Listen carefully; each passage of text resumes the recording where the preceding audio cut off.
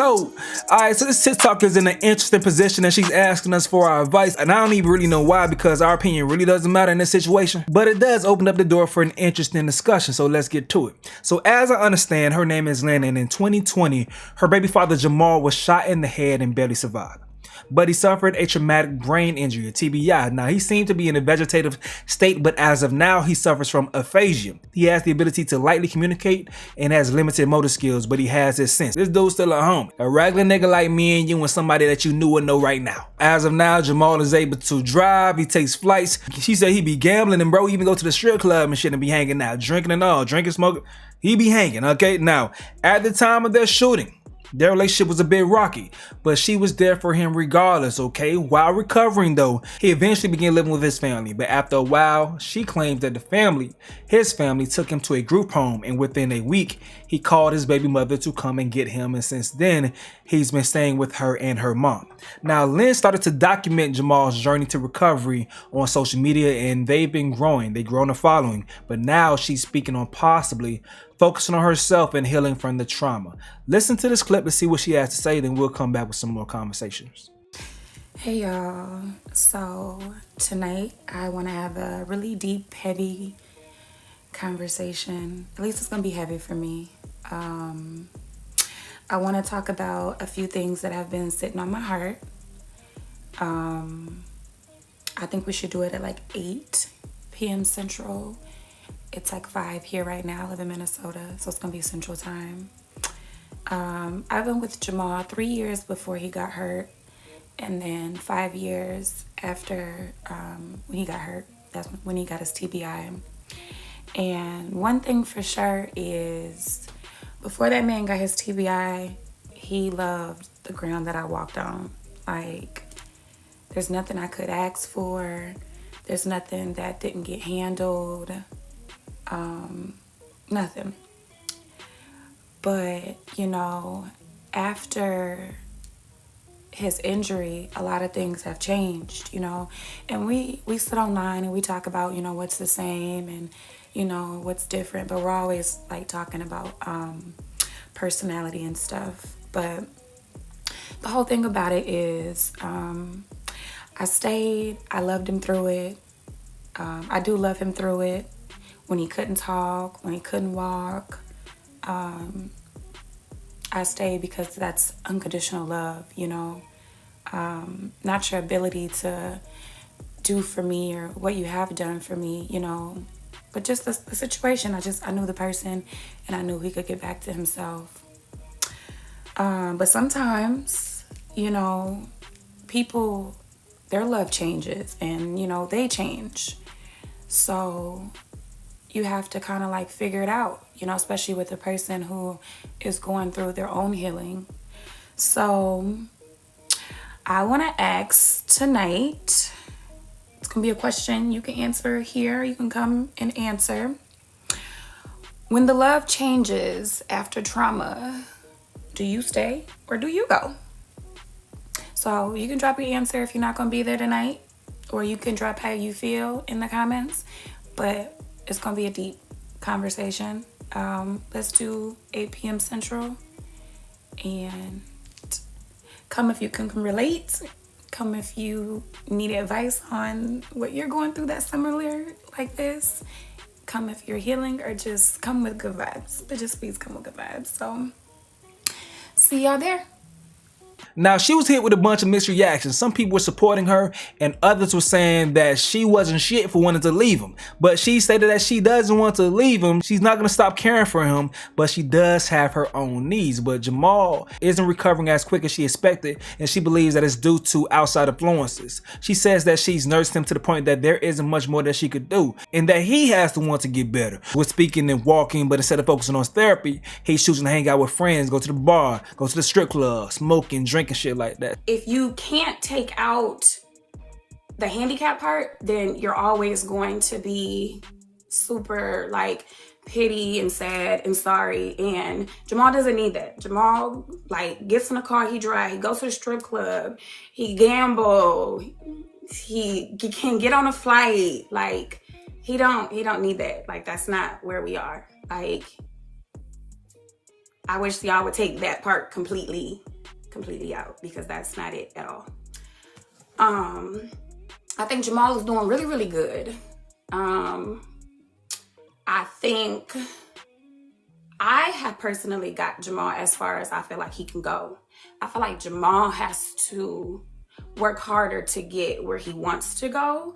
But I also feel like if you continue to deal with people who are in your past, you're not going to be able to continue to get to where your future is, because they're going to continue pulling you back. It's like you want to walk, but then you're dealing with devilish people. God's not going to let you walk, because he's like, if I let you walk, you're going to go do this, you're going to do this, you're going to go do this. So it's like, no matter what I say and what I push, if you're continuing to go over there and do this, that, and the third, you're not going to get better. You're not going to get better. Now, for me, it's like, well, what do I do if I want to go left and this person wants to go right? One thing, let's make it really, really clear. Jamal would never go without.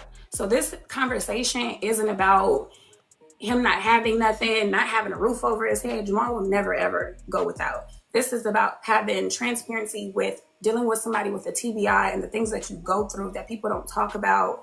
And we're just supposed to be okay with it because we take care of them. That's why it's like we're more than just a caregiver. We have feelings. Shoot, we have needs. We want to get our life back too. It's so many things, and I feel like we get put on the back line. She's saying if he doesn't want to improve much, while she says that she will always be his caregiver. She doesn't see herself getting married, but she will entertain the possibility of dating someone else in the meantime, which she's already done, and Jamal's supporters were upset with that situation. So after the backlash of these videos, she set up a Q&A so he could tell his side of the story, but I'm not gonna lie, it was kind of awkward because that situation was facilitated by her mama.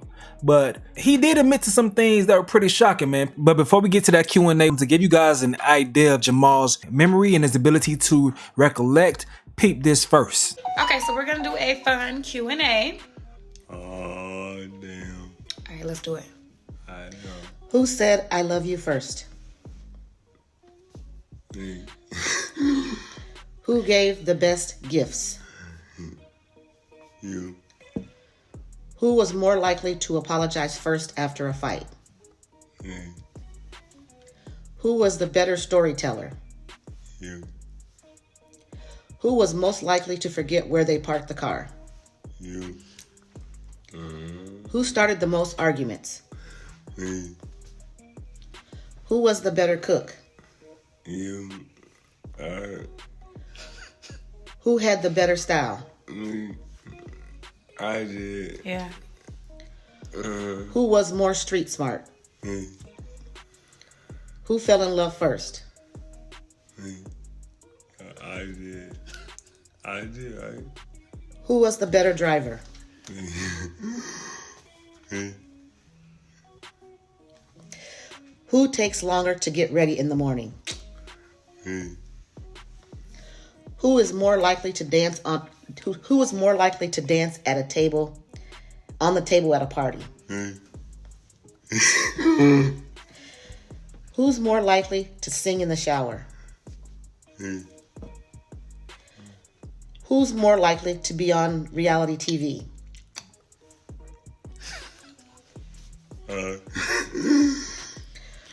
Who's more likely to get into a fight with a stranger? Me. Who's more likely to be in the middle of all the drama? Me. Oh, me. Yeah. Who's more romantic? Me. Who needs the most attention? Me. Who's the funniest? Me. Who's the clingiest?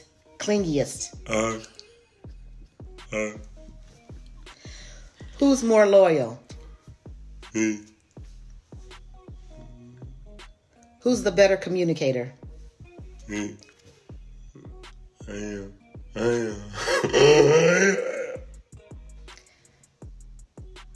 Those are the questions. Okay.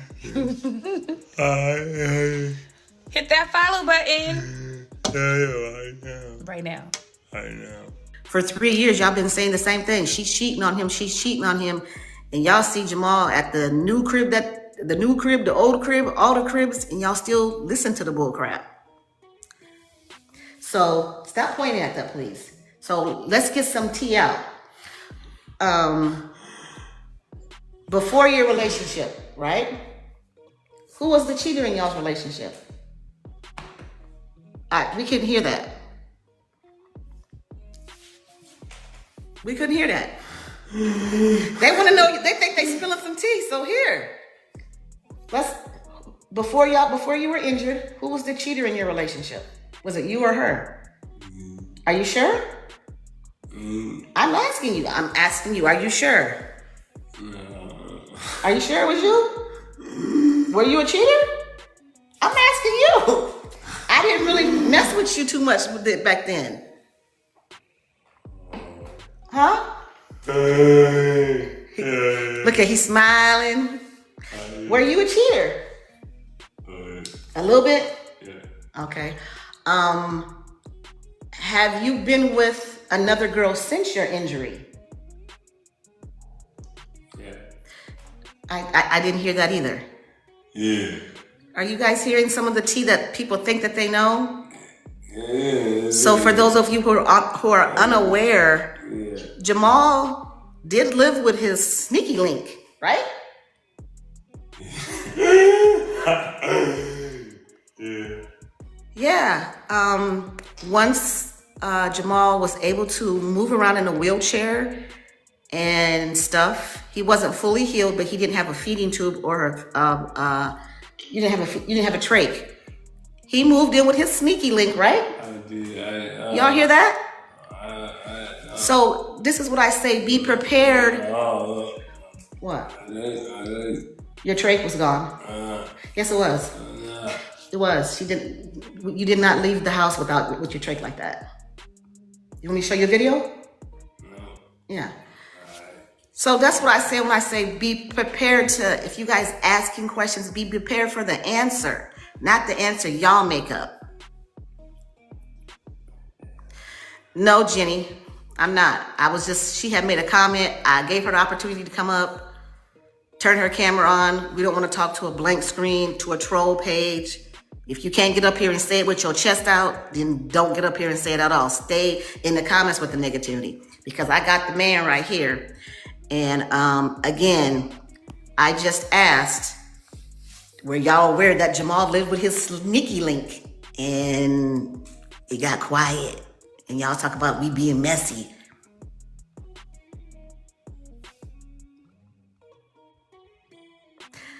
Okay.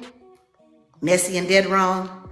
No, y'all dead wrong when y'all come on here. And now I'm going to jump on the Lynn bandwagon.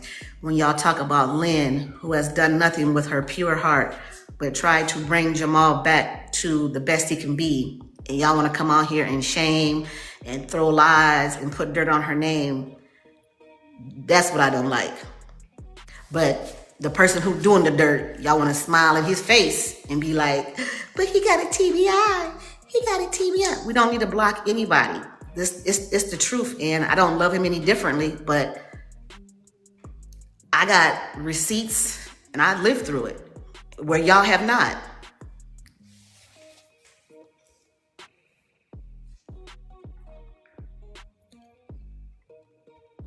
Y'all 4,000 strong in here being nosy. This crazy. Y'all some nosy people. Yeah. What's there to be embarrassed about? I don't sleep with Jamal. So when he was cheating before, if he says he was cheating, I may be aware of it, I may not. That's something that he did. That shows his character, not mine. About him being after, that's something that his family arranged. His family arranged that. Yeah. We've done nothing but make Jamal a better person. Yeah. And I think the fact that a lot of people, especially women, can't accept, even though y'all know we are the nurturers and we're the ones that put us on the back page and build up a man. Y'all don't like the fact that she built Jamal back up, and with the help of her mom or whoever. I don't think that y'all like that. So y'all trying to find a little cracked to make it big to fit y'all's narrative.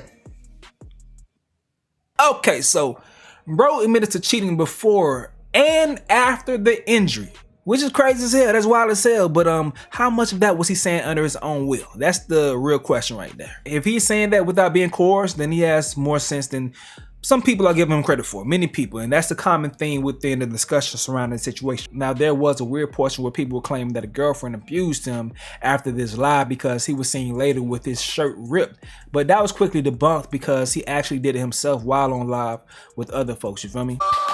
You mother. He about to break the shit down. Look at Dukes over there fighting. That boy done ripped his collar.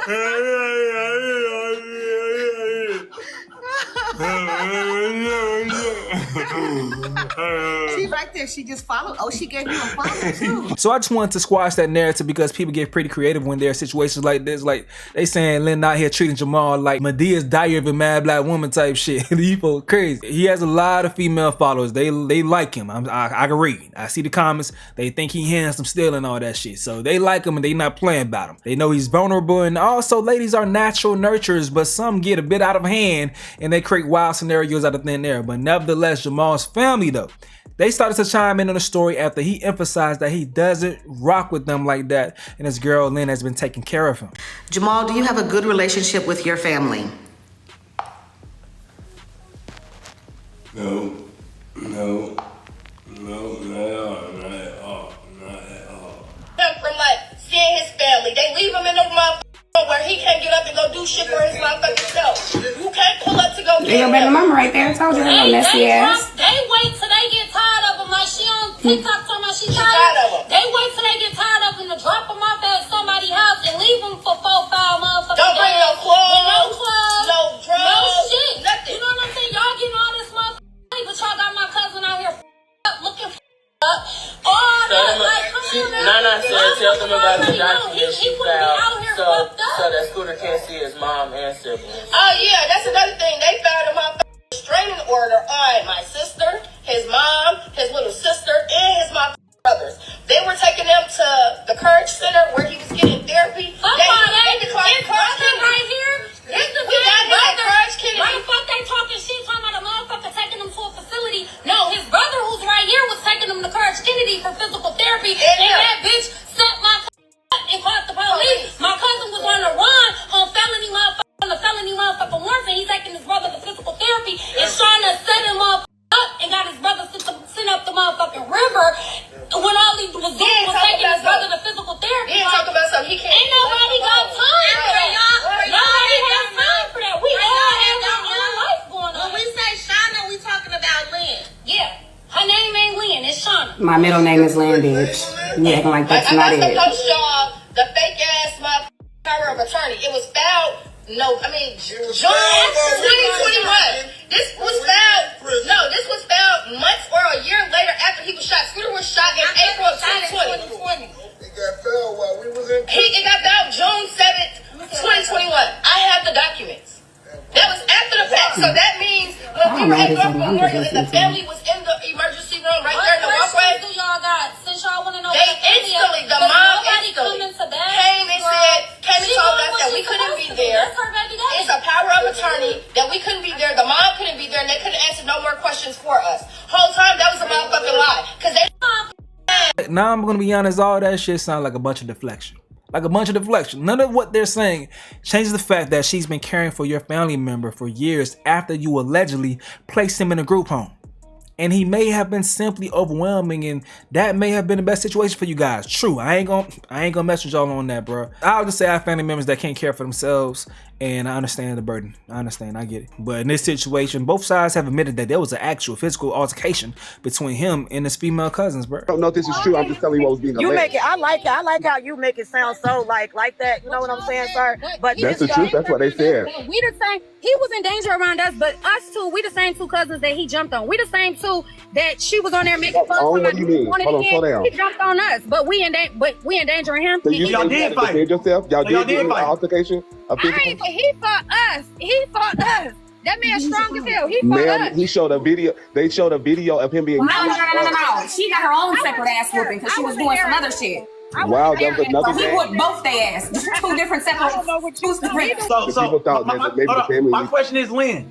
Y'all not even coming at the person. When he fought the, Y'all ain't even coming at the person that's hard that reposted the thing about his mama. Yes. All this shit is after Jamal got hurt. Regardless of the fact, y'all both fought a disabled man. Right. They saying that did both of y'all fight him? Shauna fight him every day. Every fucking day. Because he ain't gonna beat on me. This is my nigga and we can do what we want to do. She This is my relationship. So you can beat on him because you want him? You want to fuck your cousin? Make it make sense. Jamal's sitting right there and I'm sitting right there. Did I jump on you, Jamal, or did you jump on me? Right. He need to stop. Stop You jumped on him. He jumped on me. Scooter is lying. You good? Yeah, no, I'm not. So he's checking on the kid. What's wrong? Is you good? The kid said no, he's not. Oh yeah, all right. We go. All right, do it then.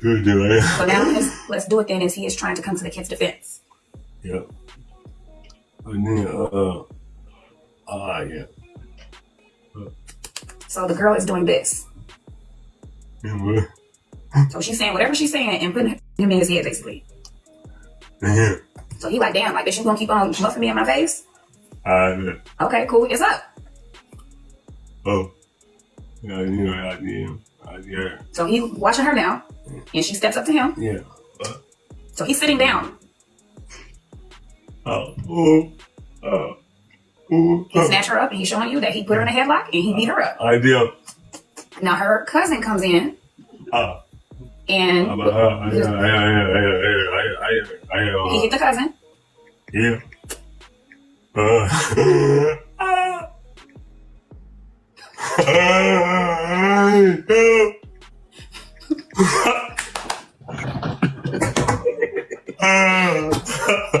So Jamal can't be aggressive. He fought his people. Some folks may not want to deal with that. So I'm saying if his baby mama took on that burden and y'all didn't want to take on that burden, then y'all just got to charge it to the game when he expresses how he truly feels and he appreciates her. The man said he was dead and she helped him.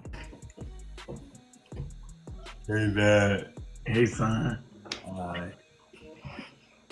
You good? I'm all right. You all right? Yeah, all right. A little bit. Okay. Let me ask you a question, man. Yeah. How are you feeling right now? Hearing us talk about. Answer the question. You want to go ahead. I'm mad. You mad? I'm bugged up. Take your time. Take your time. You know, I'm mad. I'm mad, like, yeah, I died. Dad, for you, I died, right? Help me out. Help me out. Now what then? Help me out. They're saying that your family, Jamal, your biological family will take care of you if Ma and Lynn go their separate way. Do you feel that your family will take care of you the way that they take care of you? No.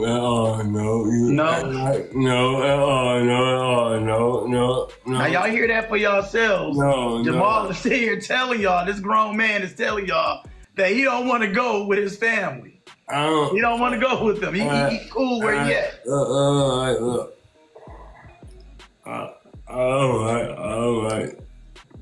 I don't like it. They did. You don't like how they did you? Yeah. Okay. You right. Yeah, I got you. Yeah. So back to your question. Okay, now the story of how he was shot. The situation kind of fuzzy. I try to make sense of what I can. I wish that she would have, relayed what she thought he was saying more to the viewers. But she was just listening to him because she understands everything he's saying. And I could too for the most of it, but the timeline of the events is still fuzzy to me. So what I got out of it was that Jamal was hanging with some cousins outside of a home, and they were rushed by a dude that came out of a house. A gunfight ensued, and Jamal got up out of the car and ran. With his adrenaline running, he was going to attempt to have a fist fight with the dude, but then realized that he was shot in the head. Eventually, he passed out on the steps of one of the neighbors in the area, and they tried to help him. Now, it's a bunch of back and forth. I suggest you guys go ahead and watch it on their YouTube channel to see the story play out and how he's speaking on the story. But y'all tell me if y'all get the same thing that I understand, or if you are familiar with the story, you're just trying to see what I have to say about it. Let me know if you got the same thing based on his explanation. Now, it's so much more things going on, a lot more messy shit. Now I don't feel like climbing into like too much tea sipping. I did do my research to try to get an understanding of the situation. I did. So y'all tell me, dog, if you were in Lynn's shoes, would you stay in this situation? Or would you leave? In my opinion, at this point, she can do truly what she wants to do. That's what I feel like. She didn't have to take on this burden from day one because they were not married. It doesn't even seem like they were in a committed relationship at a point in time based on all that I've been hearing. So for her to take on that task in the first place was pure love when she could have just chosen to be spiteful. She's helped him get to a point that he's at now, and that's more than anyone can ask for, especially considering the circumstances. Like Brody was even dealing with another chick after being shot, bro. That's crazy. That's crazy. Now, a lot of women would have given him their ass to kiss. There is this factor that people say that she's used him for clout and social media popularity. I'm going to tell y'all right now, I don't give a fuck. I don't care. She doesn't have to be with the man at all, but yet she's helping him. She found a way to monetize the situation, and it's been beneficial to him. Oh well, so be it. Many of you guys do not understand how it feels to be a primary caregiver for someone who can't take care of themselves. That shit is stressful. So she found out a way to monetize it, and she's not hurting him in the process. He's having fun. He enjoys it. He gets on TikTok on his own and be with all the baddies and shit, enjoying the love and the fanfare. He likes it. He enjoys it. He wants to be a part of this shit. He has the sense, people. He's not retarded. He just suffers from a form of aphasia that he has an issue with language as far as speaking his thoughts in full sentences, but he can communicate very well. He understands what's going on. So he benefits as well. He uses the benefits from the TikTok page. So I feel like right now, man, oh well, so be it. Fair exchange is no robbery. But if she wants to live her life, oh well. If she wants to leave, she can leave. I know dude's gonna be pissed at my take, but bro, I put myself in her shoes. If I had a baby mama, that was cheating on me, then suffered a traumatic brain injury, and I begin helping her after, and then she cheats on me again after, bro, I don't know if I'll sacrifice my happiness for her, but I'm gonna keep it G with y'all. The most I'll do is all that's in my power to help her for the sake of my child. But I can't say that I'll be in a committed relationship at that point. I don't know about all that, bro. But everything else, fair exchange is no robbery. She's helping him and she's benefiting as well from in other ways. Oh, well, he could have lost his life. Couldn't talk, couldn't walk. She was there. Thank God she put him in a position to make some damn money when he can't work anymore. She said that he would never be in a position to work anymore in life. At least he could make money from TikTok. Shit. Now, back to her reasoning as far as like not wanting to be exclusive moving forward, or thinking about not being exclusive moving forward because of how he's been moving, going to the strip club, drinking, gambling, hanging out. I get his position because he's trying to feel normal again and get back to loving his life before finishing the healing process. He's moving too quickly to get back to his life, and I know it's tough. I know it gotta be tough. Like I seen a clip of him just staring at his old self and just singing a song. He just staring at himself, wanting to be that again.